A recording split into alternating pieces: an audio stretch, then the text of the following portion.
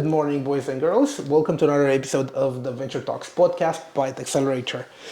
Today with us we have a very special guest. It's the first interview I'm having this March with a woman.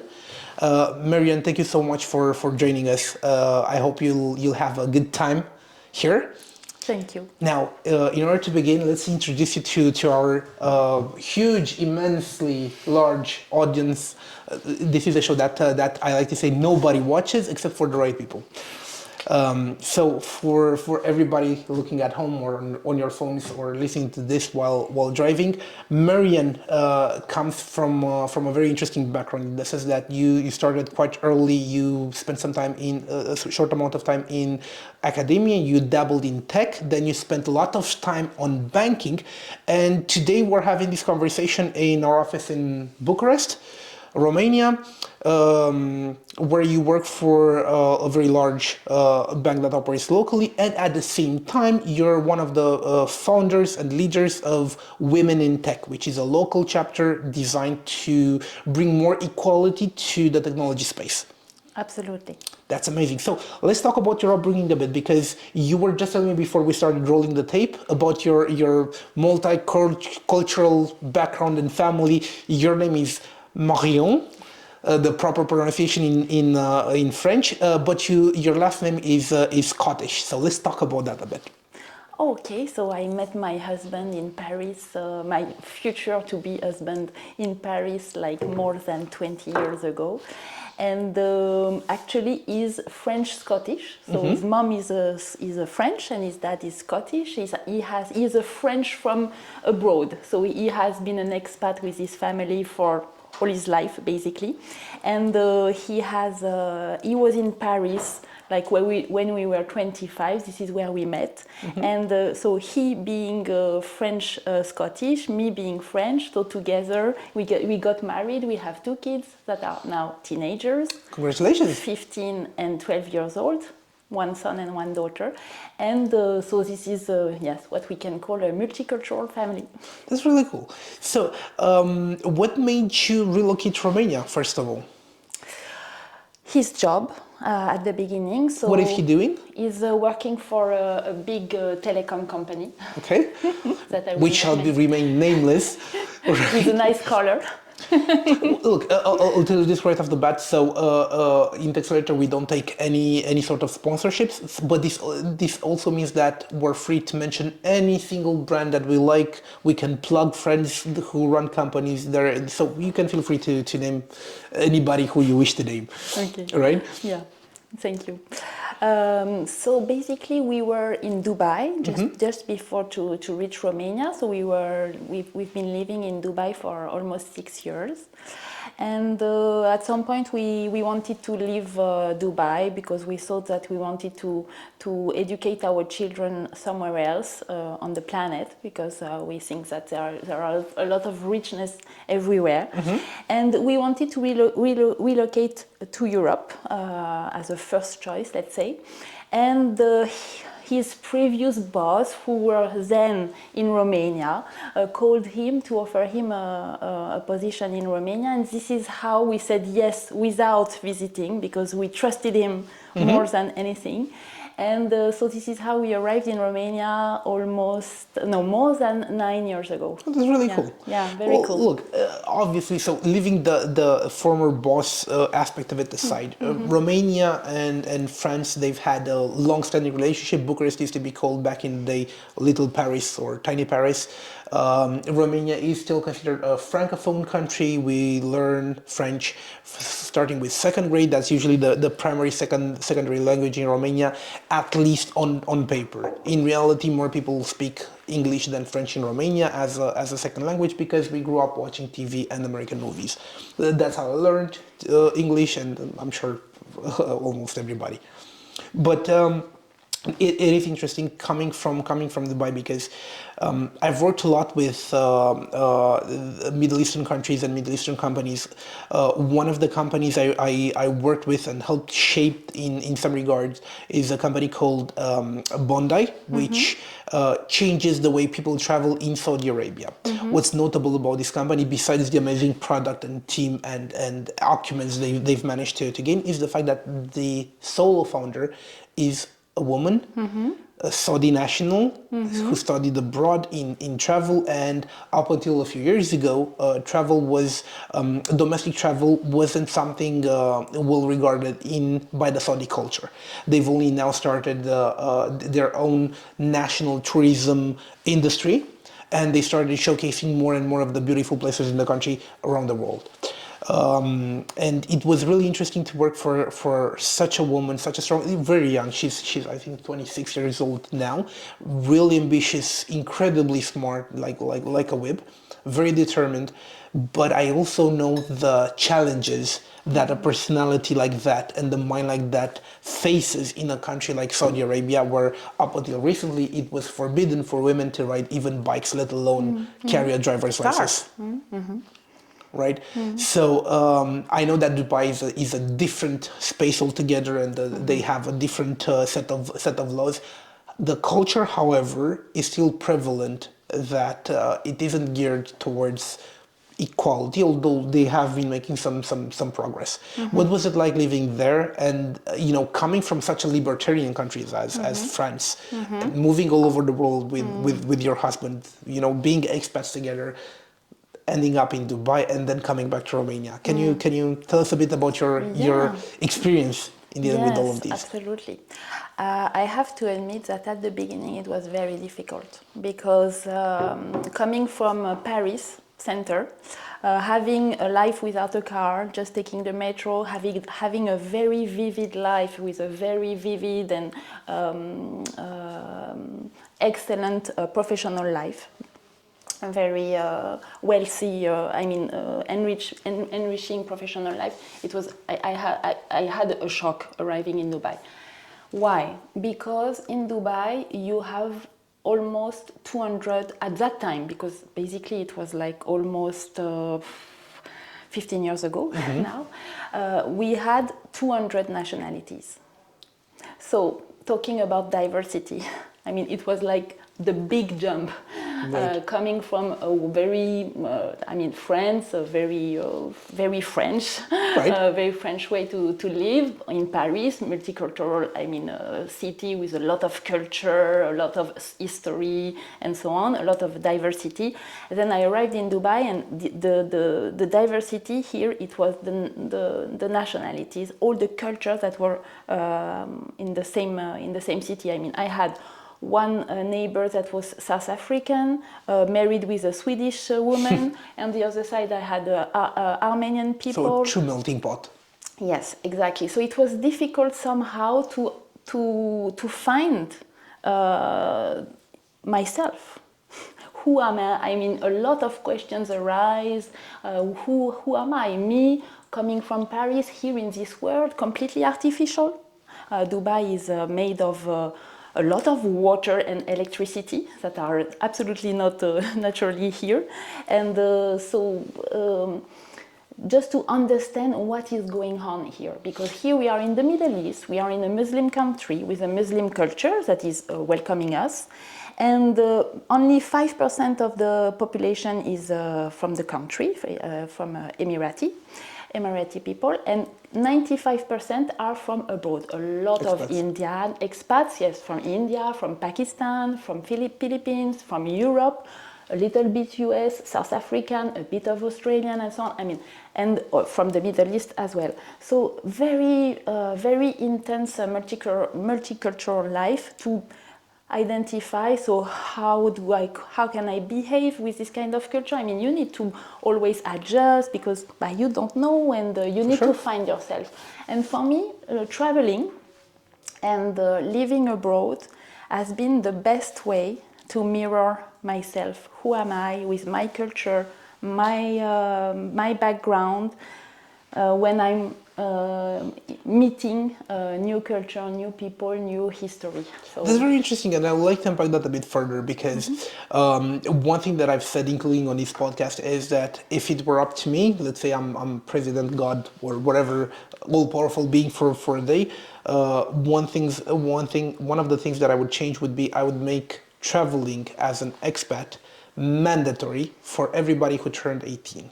If your first schooling is done, time to move out and learn from a new culture all from scratch. 6 months later, move again and do that for a few years. And it's interesting to hear a French woman saying this because the French they do have some level of nationalism that most of them aren't aware of. And here's something. I was an expat as well. I lived in I've been to Paris a few times, and one of my partners there was a Japanese. Born in France. He was about 56 up to 60 years old. And he really believed that France is the best country in the world, best culture, best wine, most beautiful women. The French business scene was unparalleled to any other culture on the planet. And here I was, all right, but you also told me that you are sometimes facing not necessarily racism, but some preconceived notions because you look Japanese, so you are obviously of Asian descent, right? And you are faced with that in France, but he was still adamant about France being number one across the board. Can you tell me some examples of, I don't know, moments where that mirror was put in front of your face, and what you discovered that surprised you?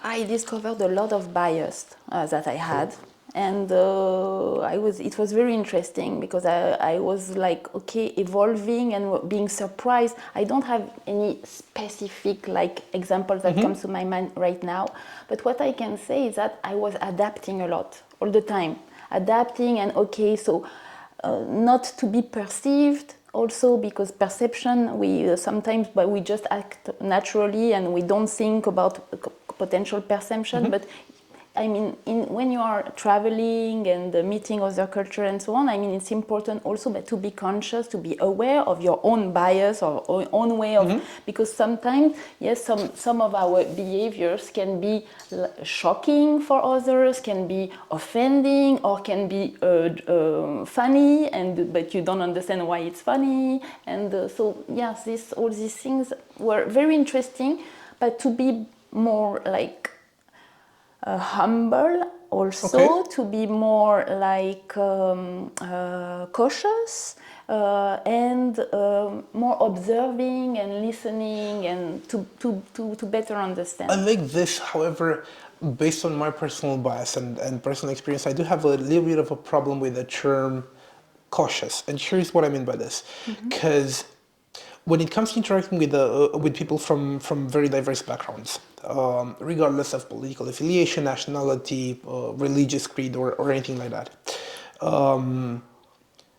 I see a lot of sensibility right now in the world regarding how we address people of different genders, what sort of terminology we address people of all of the backgrounds I've just enumerated, and for me that's kind of tough because when I'm engaging with anybody, race, color, religion, doesn't matter, with anybody, I make it, or I try to make it highly visible, the fact that I'm a representative of myself alone. I am not a representative of the company I'm working with, my clients, my employees, my team, my family, anybody. Me, right here, right now, in this moment. I'm using the language I've gained over the years, and I have a certain cultural level that I can employ, and that's it, right? I'm an open book, so I can be easily read. I don't try to hide my behavior, my body language. I don't try to censor my thoughts. I do try to be careful in the sense that I don't want to create any harm or make anybody uncomfortable. And if I, obviously, we all do it, and sometimes we do tend to make the person across from us feel a bit uneasy, right? And then I immediately, if I acknowledge it, I immediately try to apologize and make them feel, welcome and comfortable again. But it does happen. But I feel that. This is what I'm saying. It's natural to use a bad term. It's natural to use maybe improper language or improper terminology across the board, whether it's business life, personal politics, doesn't matter, right? What I do have a problem is me trying to be cautious about this, because the expectation that I'm a perfect being and representative of my family, my background, my school, my company, my employees, my team, my country, the continent I'm on, it's too much and it's impossible. It's not feasible, and it's not good to create a space for discussion where that's the expectation that you should be the perfect being, I should be the perfect being, because no matter what we discuss, no matter the subject, it's never going to be anything of substance, because in order to discuss anything that's even remotely interesting, doesn't matter if I'm right or wrong, I can be both, and both at the same time. But in order to touch any subject of interest for anybody, or find something new, you have to be willing to be in the wrong. You have to be open that your perception on some subject is wrong, and then the new person can come in, the person you're talking to, and they can correct you, and that's how you can debate. You can reach a common ground, or you might not reach that at all, but the simple fact of interacting with one another has to allow for the possibility that I might say something wrong. I might swear, because I swear a lot. I'm like a sailor, right? And I try not to censor myself regardless of the space I'm in, because I know who I am, I know my background, I'm comfortable with it. If I'm accepting myself and I can be accepting of you, then that's what I would expect in return, not that you should be perfect, right? I feel like that's inclusive and not the other way around. And what I'm seeing these days across all spectrums of political talk or business talk is we see companies flashing the rainbow flag, come Pride Month. We see a whole bunch of discussions surrounding, equal pay for equal work, but nobody and no economist is giving any credence to it, because it's impossible to define equal work. Two people with the same job title in the same company, they have different responsibilities all the time. They can be two men, two women, men, women, or whatever other genders are out there. When it comes to the gender discussion, which is again something that's burning the world, and it seems to be at the top of every single newspaper, is we have this transitioning sports figure who's transitioning into a new gender, and they're competing with a natural gender. I don't even know how to phrase it. Yeah. So if I'm a man, I'm transitioning to a woman, and I'm participating into sports events where biological women are present, I have a better shot at overcoming whatever is that fair to the women competing? I don't see that as being fair, right? But at the same time, if it's a hard conversation, but I think it's worth having from an open position. Not, if you say that, you're going to be classified as a sexist or genderist or ageist, or these are subjects that are putting a lot of pressure on today on all cultures, whether it's the U.S., European, Middle East, doesn't matter. They're putting a lot of pressure on this. What terminology do we use? How do we address other people? Is there a gender pay gap? What is equal pay for equal work? Why aren't there more women in tech? Why don't we see more men in traditionally female-led industries, like teaching, for example? Right? I have two tiny boys.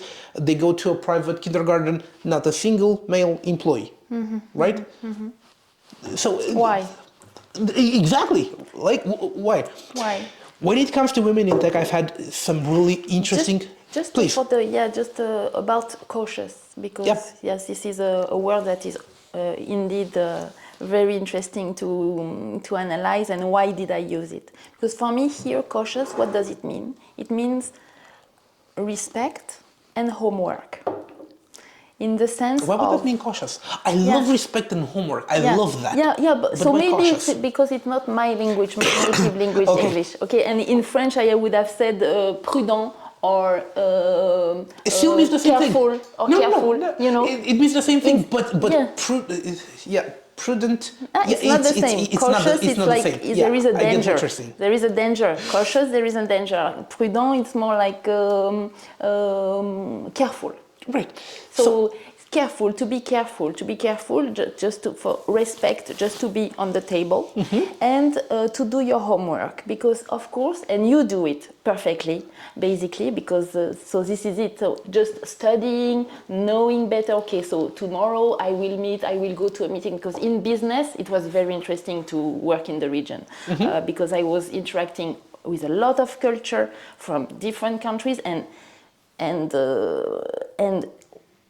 we were all not in our original initial country, and we were trying to do business in this context. So it was very interesting, and for each culture with whom you're dealing with, you have to adapt, to know, to do your homework. Okay, so today I will have a meeting with Pakistani people or with Indian people that have been here in the region for a while, or they come from South India, from North India. And then you do a bit your homework to better understand. So what is important for them, how you will manage, what is good to say, what you don't say, there are maybe some postures that are also important. The way you will, what you will wear will be also important. So, yes, so being careful, maybe more than cautious. There is so much to unpack here, and this is such an interesting conversation. And I want to put a tiny pin in it just for now, but I do want to continue it on this path.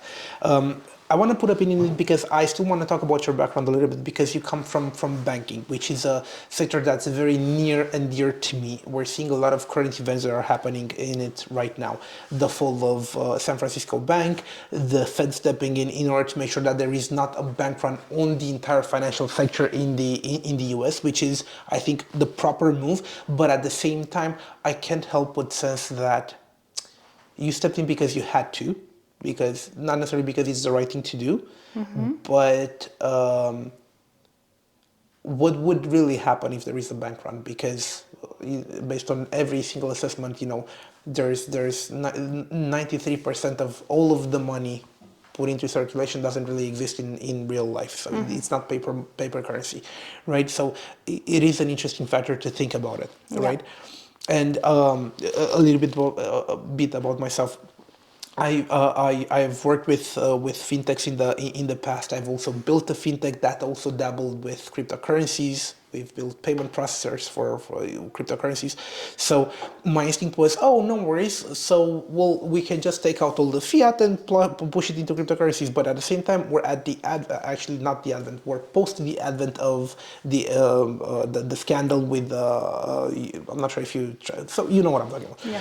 Very large exchange and Alameda Research, falling apart. The Fed's coming in to investigate and to do all of that.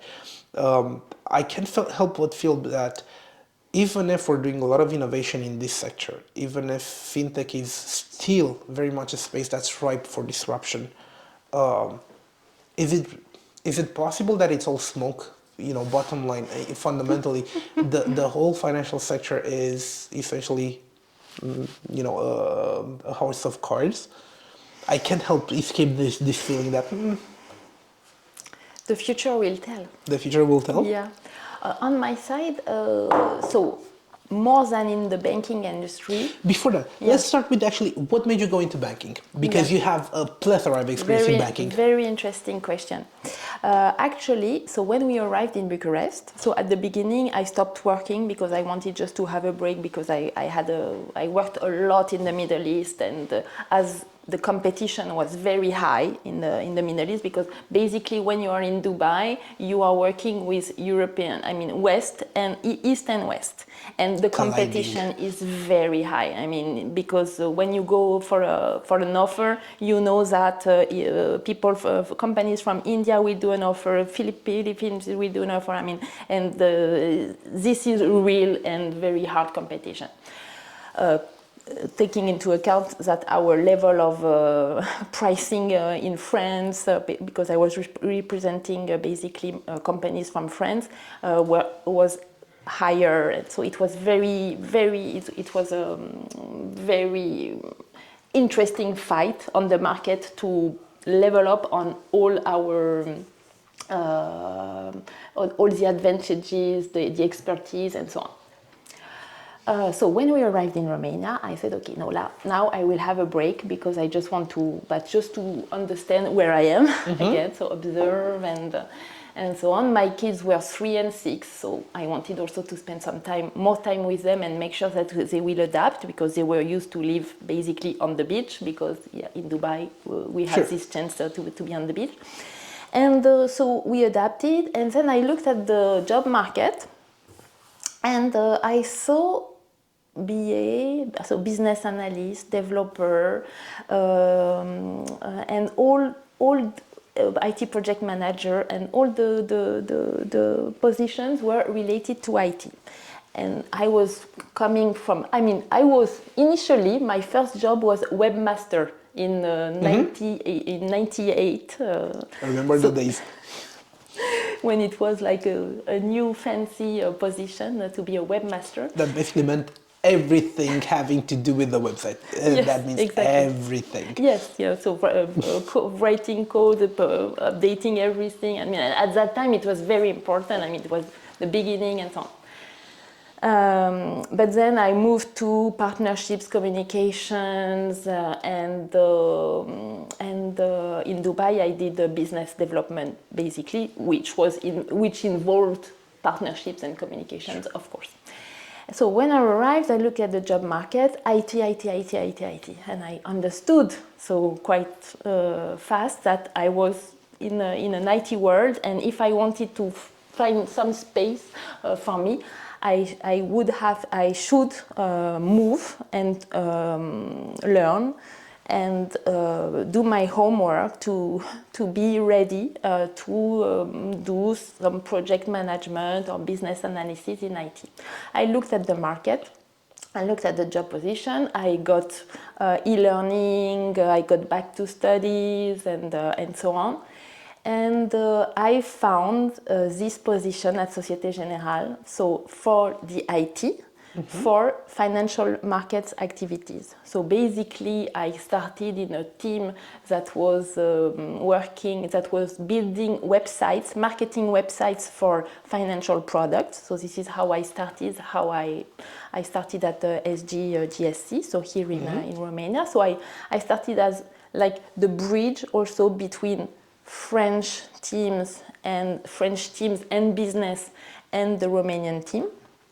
And then I grew in the organization, and now I have like a perimeter of a dozen of different applications. And I learned so much on the way, and for me it was like a big change, because I had to really do my homework again, learn, understand all the tech context, the tech organization, how people are working, and not French people. I mean, I'm working only with Romanian teams here in Romania, and again, I'm doing also I continue to do the bridge with the French teams, and to find my way. And it was so this is how I started working in the banking industry. So, which is also very important, because I'm not coming like 20 years experience in the banking industry. I am a new joiner, let's say, still learning on a daily basis, and and definitely living at the pace of the financial markets, because our applications they are dedicated to all our products on the markets, and basically we cannot be down between 9 and 6 in the evening. Are you working on middle layers between various components? Or what exactly are you working on? We work on all the applications that are managing the life cycle of the product. So basically, from the negotiation steps for a client, that can be outside of the bank, or from an e-sale that is inside the bank. So basically, from this moment when we are the client is negotiating the product online, from this moment to the execution of the deal and all the events that can happen to the product during the life of the product, we are managing all the applications. Is this for financial markets or is this for residential? It's for financial products that are sold by Société Générale. Okay, that's really cool. Are you using any low-code, no-code on that? Sorry? Are you using any low-code, no-code, or Kafka to tie every single API together, or? Yes, we are using a lot of APIs, services. We have we use a lot of technology. We use all the languages, depending on the application, the age of the application, the interaction, the architecture. There are a lot of different components. Some are more old than others. We are migrating also some applications that have new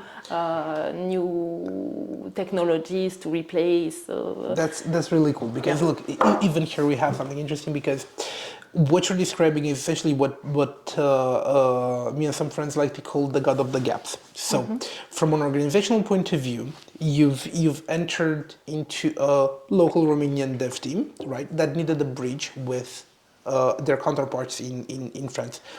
Leaving language aside, so leaving that barrier aside, there is more to building a bridge. So language and culture, and I'm leaving that aside.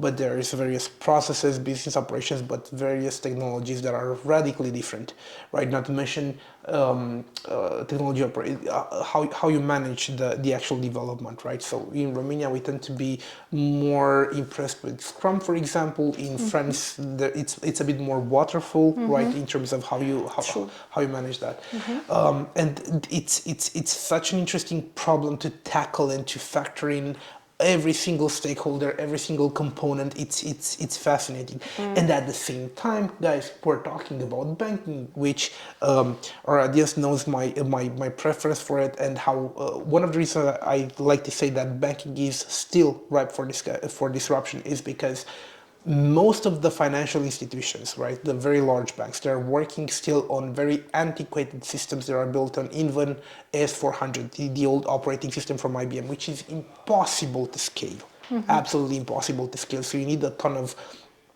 wrappers around the core banking engine, because nobody wants to pull out to rip and replace. Nobody wants to do that. So you need to update it, and it's impossible to update because some of them are still using COBOL as a dev language. We have some. Yeah, I'm sure you do. I'm sure you do.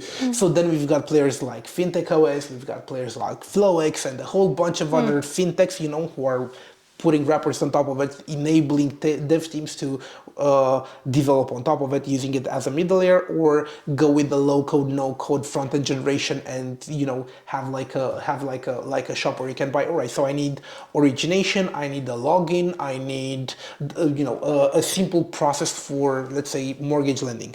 Right, and I'll take that process off the shelf, and I'm just gonna change it a little bit to fit my scheme, my risk parameters, and whatnot. It's such an interesting space. That still is one of the reasons why we've got companies like Revolut who are still disrupting it, because they can move slightly faster than a banking organization does. We've only seen this shift over the past, 5 years now, with Deutsche Bank, with BRD, with Banca Transilvania in Romania, who invested a lot in developing large-scale technical teams that can take a lot of problems and try to tackle them. It's such an interesting space. And while this is happening, while all of this is happening, you're advocating for women in tech, right? And coming from such a diverse space, that is still a Muslim country, landlocked by Muslim territories, right? It's a really interesting position. Yeah. I gotta give it to you. So let's unpack that a bit further, because I'm really curious to see how you're thinking about some of the reasons why we don't see more women in tech. Let's go there.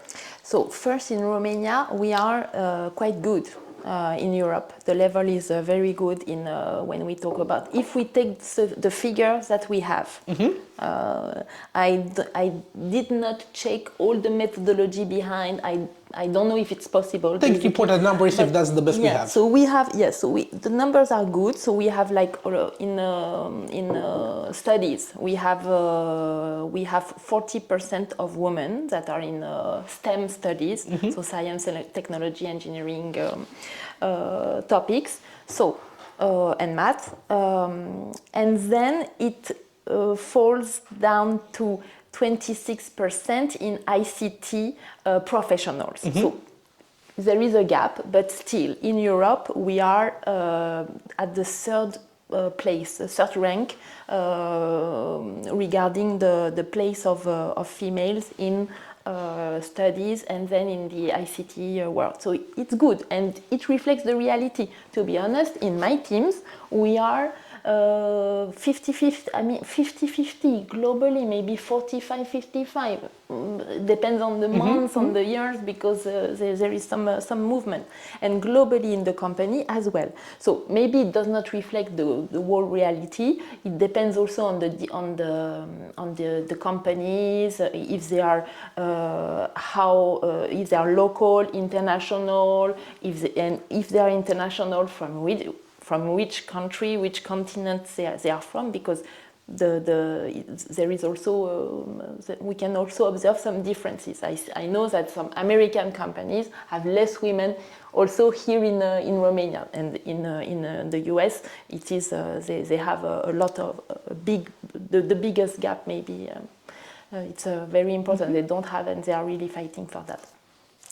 So first thing, Romania is inspiring on this topic. Yes, absolutely. And this is also why we are here. Yes, we're inspiring for something. Yeah, exactly. And this is my point. Because for me, it's also important to give back what I've learned during all these years, and how amazed I have been watching these amazing female talents in the IT industry. I have girls in our teams that are really simply amazing, brilliant, and they really deserve to be put under the spotlight. Cool. Yes, definitely. For me, it's a bit a difficult subject to tackle. First and foremost, because I'm a guy. I identify as male, right? I don't have any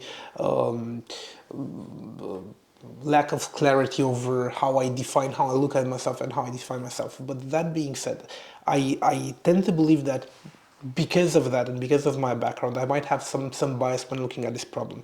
Because my instinct when first looking at, all right, so why are there more women in tech? I'm looking at a couple of things. One can be tackled, one simply cannot be tackled. One is pure preference.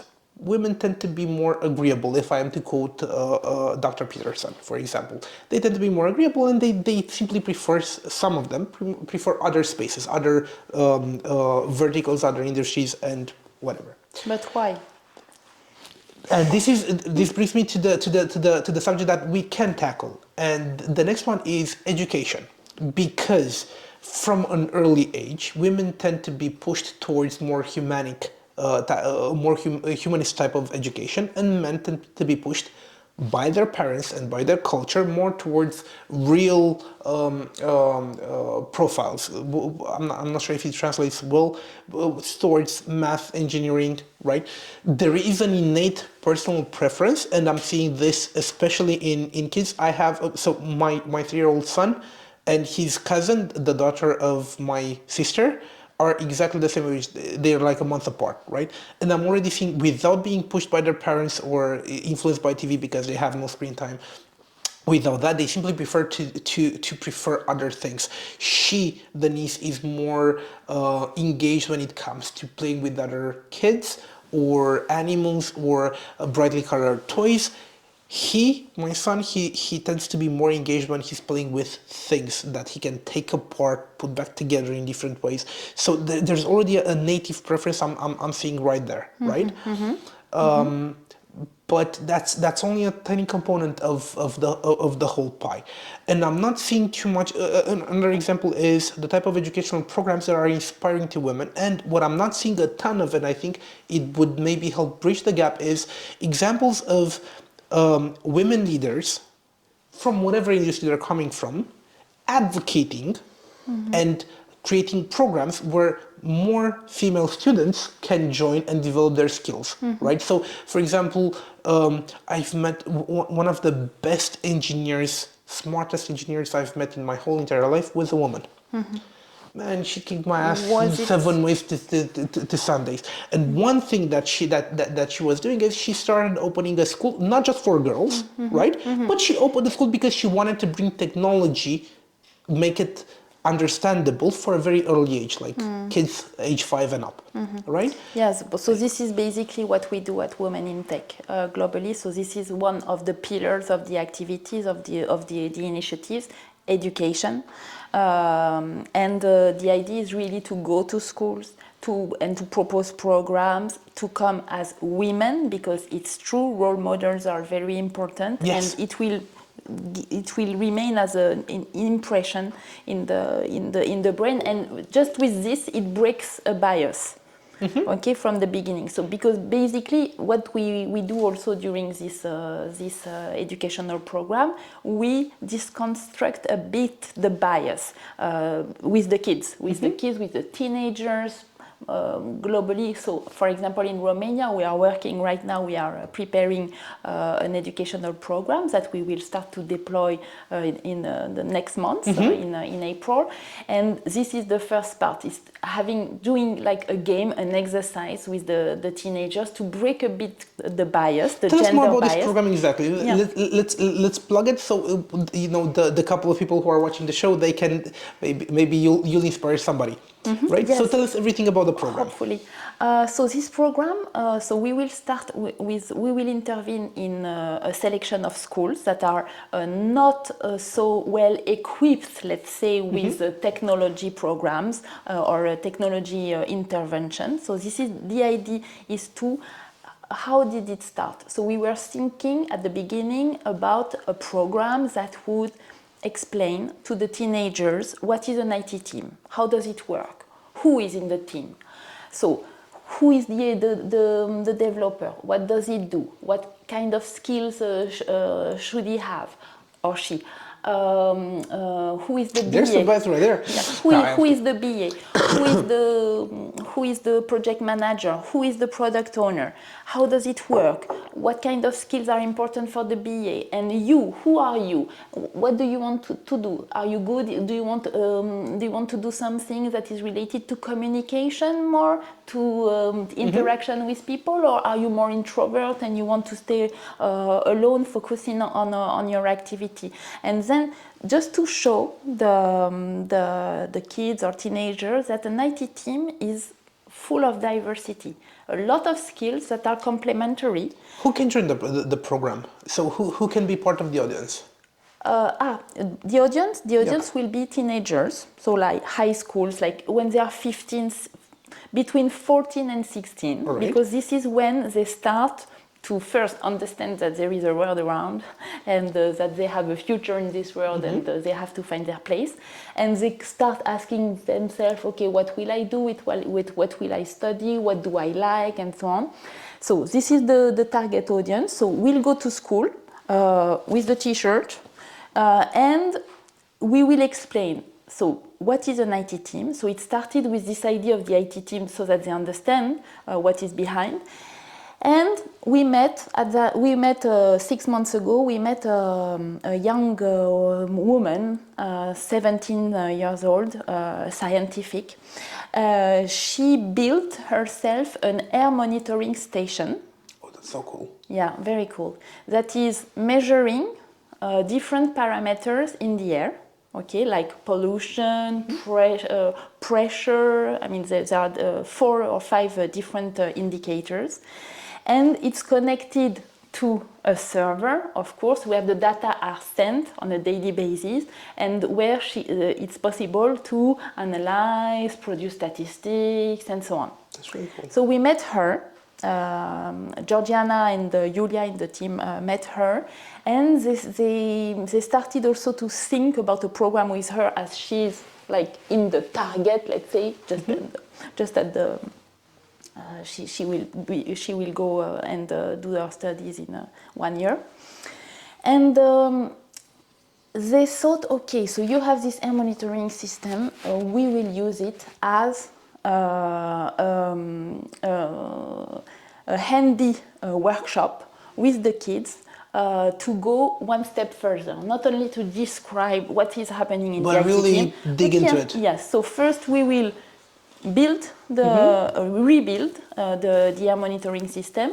We will connect it, we will do together. So it will not be one session, but 4 sessions. So we will go back, and there will be like a follow-up and different steps in the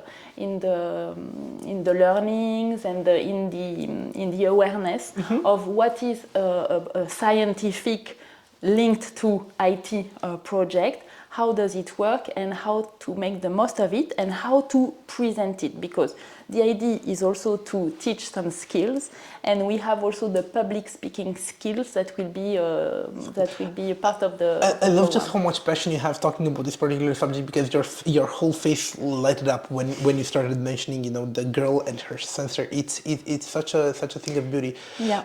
Here's one thing I would love to hear your thoughts on. So you're a woman working in tech today, in banking. You're advocating for more women in tech. That's why you're associated with the structure. And every single thing you've said just makes so much sense, in the sense that it's level. It's not militant. It's not. No, not at all. In my impression, it's highly feminist, but the positive feminist who's fighting I don't for define myself as a feminist. I just define myself as a passionate woman who wants to ensure that people have a chance in everything that they do. So you got ahead of me with one step, because that's exactly where I wanted to take the discussion, because you have a lot of elegance as you're walking this very, very fine line between what you're doing with passion, the impact it can carry, how many people you can inspire. And I can tell you that some of my personal heroes have been women, some of my personal heroes have been men. I've been inspired by so many people, and I'm grateful to them. But at the same time, when I'm looking at the discourse in the media, you know, it's so easy to throw somebody into, oh, the crazy feminist militant category, or, you know, the other side of the pendulum, oh, he's an abject pig, or you know, he's sexist, or that, when we've got so much more in common than we have setting us apart, you know, pulling us apart. And I think you're doing a beautiful job at walking this line with elegance and with rigor, and enunciating, you know, you're not fighting for power and taking the pendulum too much in one direction or the other, because you've mentioned you're gonna bring in teams that you're going to show, even if you're wearing the shirts Women in Tech, and you're going to give some positive examples that they can inspire boys, they can inspire girls. And it's such a beautiful thing to see this together, rather than, because I've seen programs where people were doing engineering programs dedicated to girls and girls only, right? And that was like, all right, but isn't it enough that they see you, who are a professional woman, at the top of your peak, you know, and isn't that enough? Why does it need to exclude? Isn't it good to just inspire and not exclude? Because you can have a positive impact for boys as well, right? Absolutely. And I'm loving how you're pulling it together, so it's more togetherness rather than, you know, separation. And I think you're doing a really amazing job at this. How do you find how can you actually walk the line? Because I think it's a tightrope, and it's hard to walk on and do it with how you're doing it.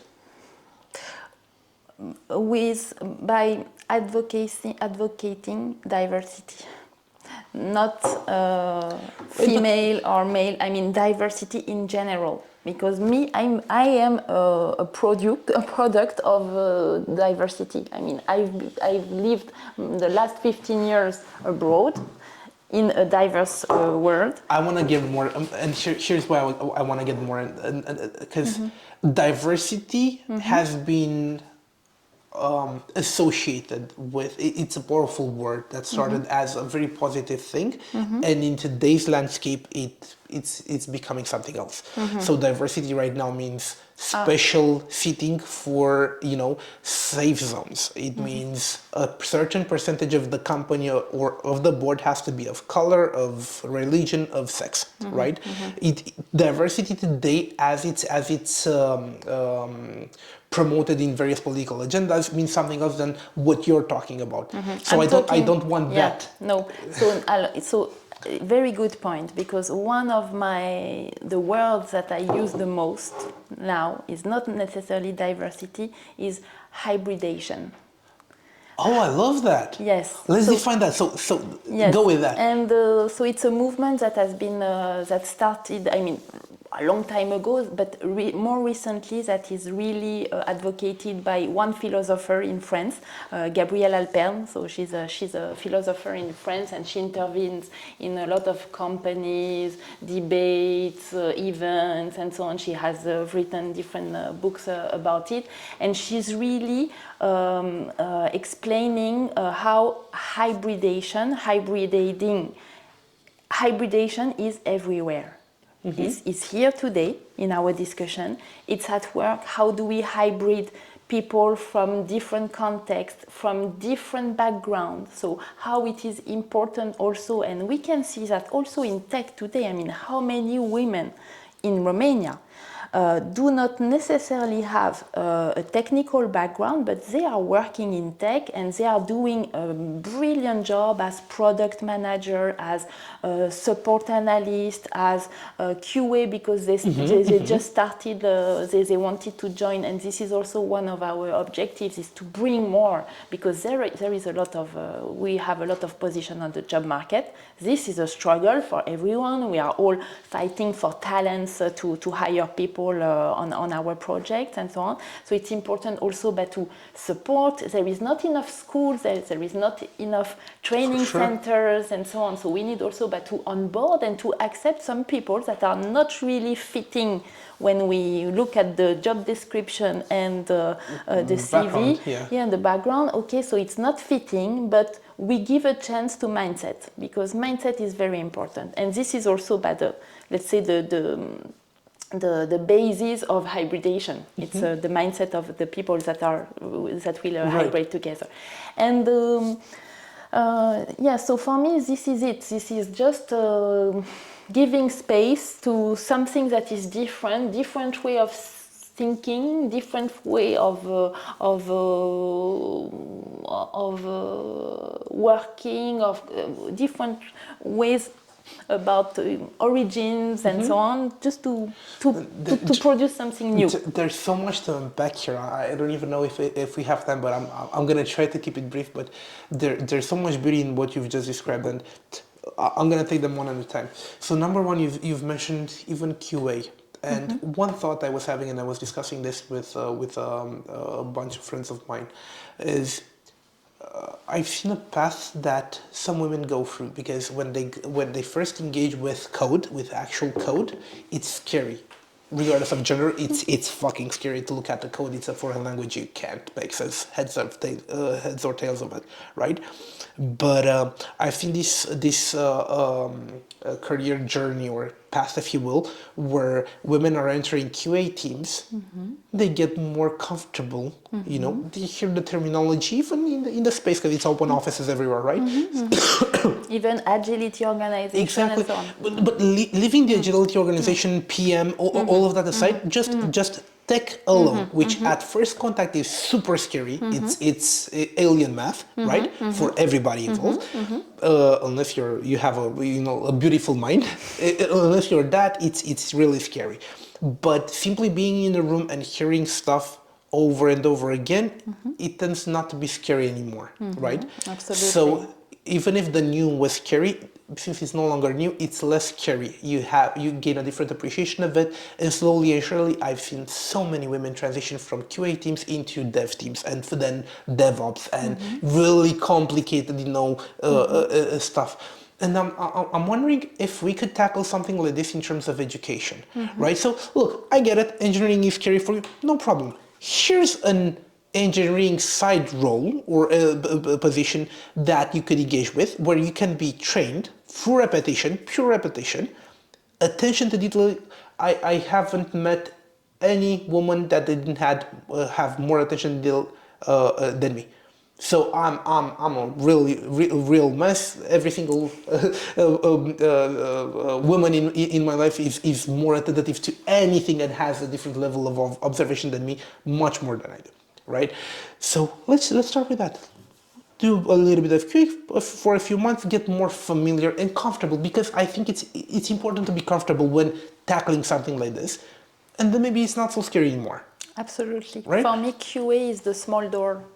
It's the small door behind the house where you can enter and a new world and start with testing. So you will start by testing, by comparing, by scratching the surface, and then you will have millions of opportunities to get more comfortable with the team, with the developers, to ask questions, to understand, to listen to during the daily. Only the daily. I mean, what is happening there? I mean, and to get more comfortable, to do your research, homework again. Homework. Go back to homework, to e-learning on the side during the weekend. Okay, I will have some, because we have plenty of e-learnings on internet. I mean, everything is possible, free or not. So. And yeah, for me, this is definitely the small door, because then you can become you can take care of UATs as a QA. Then you can go to support. You can go to DevOps, as you said. You can even go to development role. And BA, of course, I mean, depends. I have a problem with BA. So here's the thing. That's exactly why I wanted to move the discussion towards QA rather than business analysis or process improvement analysts or even product managers. I personally have a bone to pick with the majority of product managers in Romania, because I think we don't have too many of the good ones. We have a few that are absolutely stellar and impressive, but Romania doesn't have a pedigree for building products 0 to 1, 1 to 10. 10 to 100. We don't depends have a lot of that. Depends on the companies, I would say, because depends also on the organization I'm of the looking company. at it in terms of pool, right? So it's really hard to get a proper product manager. In my opinion, just what I mean when I say product, should be a person that has a proven track record of deep tech understanding, so I can talk to a developer and go into the weeds with them. Deep financial modeling, so understand the finance through and through. Proper communication, because you will have to influence a whole bunch of stakeholders, investors, everybody, right? And then be an amazing strategist. So understand what you need to do from 0 to 1. What you need to do. Do you actually need to build the whole boat or just a raft in the beginning? I think it's not only in Romania. I think it's globally, because it's somehow this product manager role is somehow a it's new 4 role. people into one. And exactly. It's 4 people into one. That's what it is. Yeah, and so this is, for me, it's more like emerging as a new role that is really it requires experience. You cannot start as a product manager. No. I mean, you need to have the experience of a... And the reason I wanted to keep away from, product managers aside, the reason I wanted to keep away from business analysis, project managers, or Scrum Masters is because, man, it would be so easy to fit. All right, so you want women in tech? Yeah, let's make them all PMs or Scrum Masters, right? They do communications, so it's easy. But that's something that feels sexist to me, because that means ignoring the problem. That means, all right, so why don't women like understanding the... No, I don't want to say don't want, but why don't we help people understand the deep technical details, the architecture, because it's scary, right? why don't we tackle that instead of just saying, all right, so we want more women in the tech segment, let's make them all PMs and Scrums, right? Or BAs. Yeah, Because but it's no, all but talky, it's talky already and not... the case, I would say. So because yes, so it's already the case. So for me, no, we look at the IT team as a whole, and for me, definitely QA is this is. You will always hear me on these topics, because for me QA is the entrance. Not only for women, but basically today, yes. When I advocate in women in tech and reconversion, because if here we are talking also about reconversion, because now anyone, if you have one skill that is required, like communication or analytical skills, or deep interest for tech, or what can it be? Business skills in one sector, you can enter as a QA, basically, and start on manual testing, and then you will move to automation and so on. And there are so much. I talked also, with the companies that are very well known in automation, and they have so much examples of people that were doing admin. I have also examples of people that were in HR, like in recruitment for IT, that moved step by step. Oh, that's interesting. Very interesting. Towards because, the roles. yes, that's they really were cool. recruiting Java developers, right. And so they knew how it works, what we ask, all the technical aspect, all the technical They language. had the jargon down. Exactly, and then so they were like, okay, so me, I'm a recruiter for IT teams, but actually, I want to be part of an IT team. And then they moved slowly, because it requires some work and some mobility plans as well. So it's a movement that needs to be supported by different people in the companies. But it's possible, and this is definitely something that we support. So, I don't know what I want to go with first. I'm like a kid in the candy shop. Yeah, if we want to come back to why women in tech, because actually we jumped directly. Yes. Yeah, so how did it start? It started very simply. I saw online, I don't know how it appeared on my wall, and I don't remember which wall, because we have so many walls between the threads and so on. And I saw an event with this woman with this t-shirts, and I saw the pictures, the video, and I was like very curious at the beginning, and I digged a bit, and I followed, and then it came more often on my wall, on my feed, and so on. And I thought, oh, very interesting. These events are very interesting. It's very inspiring. I like the mindset. I like the branding. I like the logo. I like the T-shirt. I want to go to these events. Actually, I want to be there because I feel like I'm part of this community. I checked, so I saw that it was a global movement. I checked on the website. I saw that they had 25 chapters at that time. Now we have 45. And I saw that Romania was not in the list. So I contacted them, and we started to exchange. Why do you want to? And I went through the whole process of application to be a chapter ambassador, ambassador, very chic, efficient. very chic. And so this is how it started last summer. I met Ayumi Moore in Dubai in October, because it was also very important for me to meet the CEO founder of the movement, because I wanted to have this physical connection, not only digital.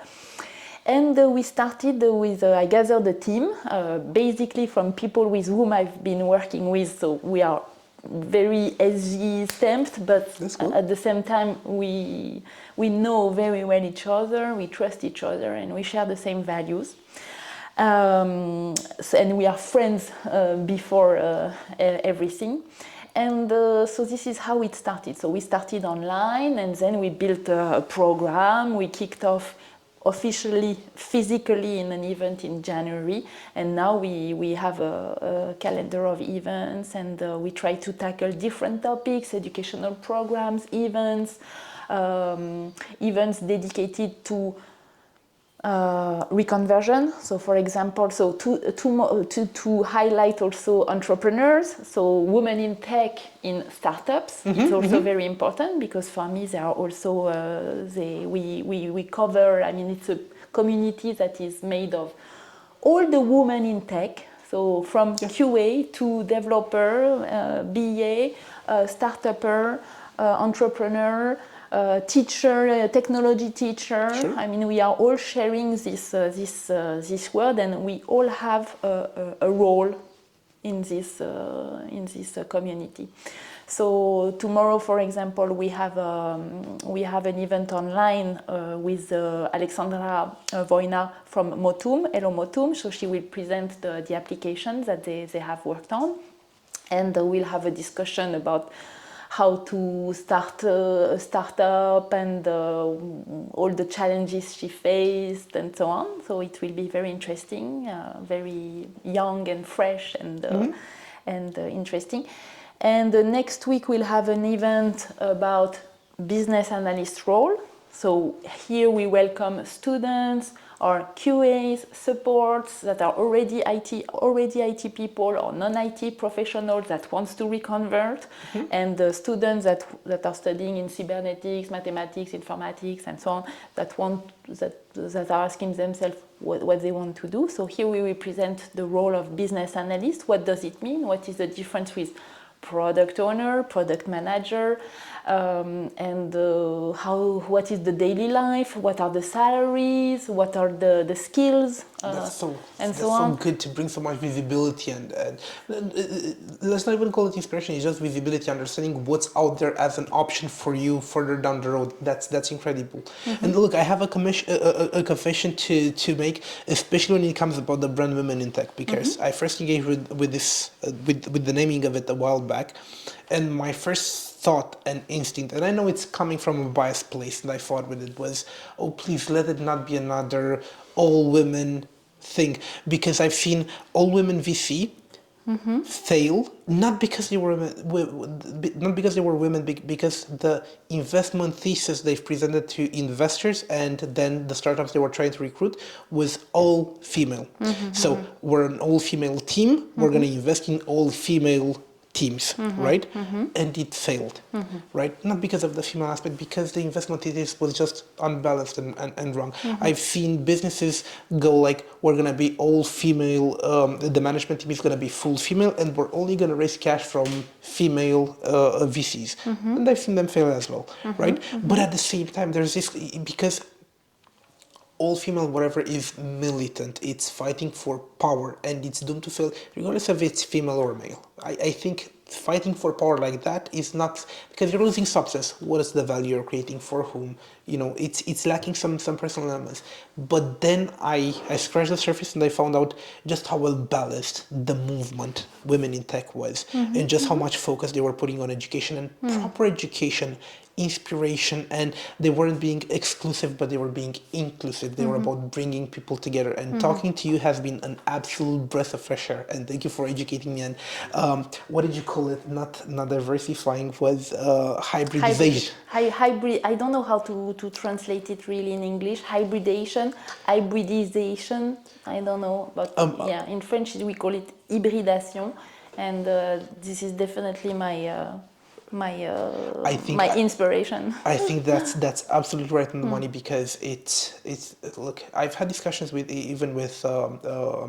women CEOs that wanted to recruit. They wanted not all female devs, but they wanted to have a lot of female devs in their teams, and they were coming to me with this super weird and bad conclusions that they were saying, Chris, look, I've tried hiring engineers, female engineers, and they weren't the best engineers for what I wanted to do. And then even if I set out on that, I ended up hiring male engineers, and I was like, right, but why? What happened? Yeah, and it was about what I've discovered by talking to them and scratching the surface was that the problem wasn't with the engineers. The problem was with the type of challenges that the engineers have faced in their careers, right? Because employers found it easier, we're talking about a few years back, to put harder challenges into male-dominated teams of engineers rather than women-dominated teams of engineers. And because if you wasn't asked to fix something that's really difficult, you haven't gained that skill just yet, right? And that is a bias that affected the performance of the engineers. We're talking about 5 years now.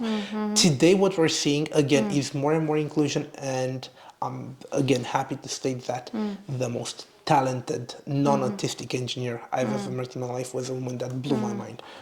Right? Yeah, and Because she was faced with so many challenges to overcome. It's like I think it's that old adage of you're only as hard or as good as the problems you've overcome, right? And the more problems you've overcome, especially when it comes to engineering, the type of challenges that you're asked to face, we have so much develop your challenge. skills so much. And on the topic of education, I think that what women in tech has been doing, on one side providing more visibility, but at the same time even providing challenges for the people that they're looking to inspire, so challenges to overcome. I think that's such a strong insight that you haven't mentioned, but I know that this is something that you guys are keenly aware of and that you're tackling, that you're trying to put more light on. Yes, and talking about inclusivity and the taking everybody in the movement and so on. So, for example, in 2 months, we will organize a hackathon here in Bucharest, in Impact Hub. And so it will be, as far as we know, but maybe we are missing something, but as far as we know, it will be the first equal gender hackathon. So the idea, that's cool. Yeah, the idea is really to inspire and to encourage girls to participate, and we will match and register only diverse teams. So it will be a prerequisite. It has to be balanced from the start. So there is no, I mean, we will have teams of 6 maximum people, right. and we will have to have a gender equality in all teams. So this is a prerequisite, right. And it's very interesting because we see hackathons, female hackathons. In Europe and even in the US, in the universities, or also there will be a big one in the beginning of July, 3 days hackathon in Germany, 100% female only, so an hackathon organized by females for females. And we were wondering, okay, so what do we do? Do we go there? So it could be interesting. Why not, after all? Why not? It would be like an event. But we thought, no, we will stay on diversity. We will focus on diversity because this is what we want. This is what we like. That's such a strong statement. And I can tell you also that all the teams with whom I work in France, they are so happy also to work with us because we are more diverse. There are more women, and they are happy also to exchange in a more gender balanced mode. In France, we have less women in the IT teams. For exactly the same department, so IT for financial market in France, we have maybe 20%, 25%, and here in Romania I have 50%, and it was not on purpose. Again, I believe you. It was not on purpose. It was just based on skills and motivation mindset. That's it. Marion, again, you're giving me so much to unpack here, and it's so interesting, such a deep conversation to have just on this topic alone. Look at it like this. So, in my opinion, diversity for the sake of diversity doesn't work. You need to have equality, not 50% male, 50% female. You want to have equality of opportunity, and make sure that the system in which opportunity manifests is unbiased, not equality of outcome, because then it's close to communism, and we know how that falls apart. What you guys are doing and how you're pulling it together is, I think what you're doing but not saying, and please correct me if I'm wrong, I want to make sure that I understand your personal position on this, but the movements as well. I think that you're acknowledging that there are some differences between men and women that are simply out there, I think that Between we people. have more in common than we have setting us apart. And I think that what separates men and women is not men are stronger in some regards, women are more, I don't know, agreeable, or however Dr. Peterson was classifying this. But I think that it's exactly our differences that make us stronger together. So the sum of the parts is greater, right? Yes, And and I think that as a movement, and you personally with everything you've just said so far, is you're acknowledging that those differences, but it's not just okay. So some things are different. I don't know, men have bigger feet. It's not just that, but it's celebrating the depends. differences that are making us stronger by working together. And I think there's Yeah. so much power to unpack there. Yes, exactly. So hybridization again, and I mean, for me, it is obvious that we need to work together. This is the fun of it, and this is the. It is fun, isn't it? Yeah, it is fun, definitely, and it's more open, more. So for me, it's definitely not the question. It's not the topic to focus there. It's just to be inclusive and fun and to inspire. And it's true that sometimes, okay, so we will say, yes, we will focus on girls because we see that they maybe are not so much encouraged at home. Yes, that's so true. But That's so because true. parents can have bias, maybe they are not aware of this bias and they are just repeating something that the society around is I've been struggling pushing. with this a lot, and let me ask you this: because you're world traveling, you experience more than 200 cultures just in Dubai alone, right? For me, it's so difficult because look, I'm looking at all of these political discussions, what's going on in the States, in finance, in genders, the new genders coming around, right? And I'm looking at this, and I know that I have some positions that I'm willing to move on, some positions that I'm not willing to move on, right? But I'm also in the back of my head, I'm thinking about the interviews that the white Americans were giving in the 50s and 60s when it came to including the black population, right? And on some of the positions that I don't think I'm willing to move on when it comes to, for example, having a transitioning male compete in an all female sport, right? Because I think it's putting the other competitors in danger, and I'm thinking about this. I don't feel strongly of it. I'm not an athlete by any means. It's just an impression that I don't think I would be willing to change for the sake of safety. But at the same time, in the back of my head, I'm thinking about those white Americans, talking about the black population, the sitting on the bus, having the coloreds and the whites only spaces, and how they felt about that without having any real rhyme or reason to it. I'm asking, all right, so 30 years from now or 50 years from now, will my son feel shame about me occupying this position today? Is this something that I should evolve in time? And to be honest, me personally, I'm asking myself these questions, but I'm having trouble identifying. All right, so what are some things that will make sense 50 years from now? Is this the natural evolution of the race, of the human race, right, to become more of that, or is this something that we should, to some level, guard against, or have deeper conversations about it, right? How do you, in your own life, considering the amount of diversity that you've experienced, and before I finish my question, I want to make a short bracket here. It's such a breath of fresh air to have this conversation with you and hear you use terms that I personally, have a problem with, like diversity, inclusion, equality, and stuff like this, because they've been armed and highly politicized, and they are today being used for something that they don't really mean. So they've changed It means the meaning of something it. for those who were put Right, apart. but to see you use these terms in the proper context with the proper meaning behind them it's a beautiful thing. So back to my question: how do you make the difference in your own life, in your own personal experience, about what will guard you from becoming one of those interviews 50 years from now that people are looking at, oh, shit, was that how they were really thinking about this,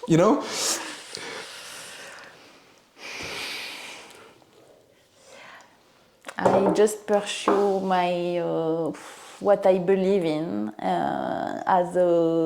that have a positive impact, that does not harm anybody, but can just inspire. It's a good thing.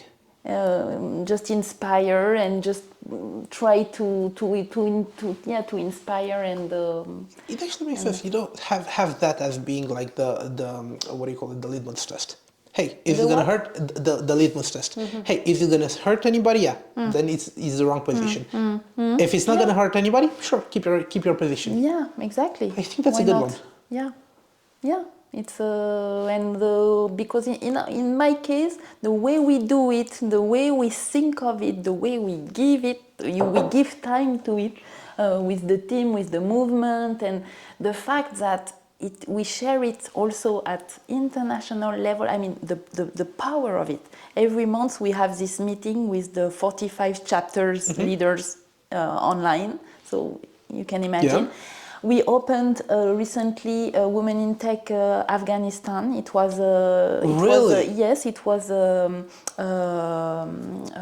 launched by an Afghan woman that lives in Canada at the moment, and so she opened it and she has plans to develop it. Is there potential there, considering that the Taliban are back in power? Is there potential for that? Because in the beginning they said they're not going to close school downs, but they did. They did. Yeah, they did. So there is a potential for something. So we'll see what will. I'd love to follow up with you on this. It's very, very interesting. And so to be around, so to be in this call every month with all these women, with all this culture, with all these different initiatives that are an hybridization of everything that we do and adapted to the culture and to the local environment and the ecosystem, because of course the way we implement educational programs in Romania will be completely different the way that it's done in Burundi or in and we maybe they will be also, the impact will be different, the target will be different, but the fact that we are all united to pulling together and to bring this brand strong and beautiful to empower, because this is our ultimate objective, to empower 5 million girls and women by 2030. So it's this is it's a mission. But when we say that, we are not talking about only targeting women there. We take everybody, because all our allies, they are our ambassadors. And every time a man will say to another man, you don't ask this question during an interview, you don't act this way during a meeting, you don't say that to your female colleagues because it's not appropriate, or things that, and you promote male and female, we don't have any gender discrimination here. Every time a man will say that to another man, this is an ally, one more ally. Shame. Yeah, for sure. So this is, so when we say 5 million, so every event, every interview, every person that will watch this video is part of the 5 million, basically, because our message is transmitted, and this is what we want to. I'm loving that. Marion, I've already taken way too much of your time, and I know we went overboard. Is there anything you would like to plug today? Are you doing any events in the month of March that our people should know about? Yeah. So tomorrow, Motum, Hello Motum online, so on Zoom and LinkedIn live, so it will be available.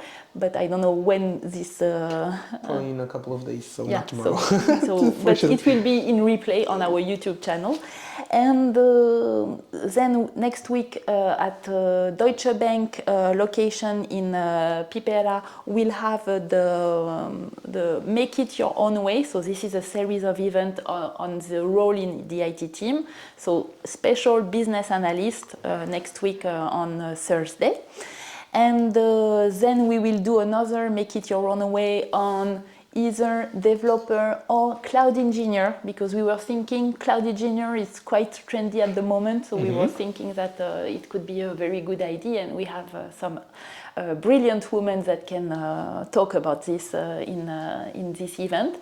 And we'll have this hackathon beginning of May, and we will communicate on this very soon. It will be amazing. Thank you so much for taking the time Thank to you. join us. Thank you for this excellent conversation. Okay.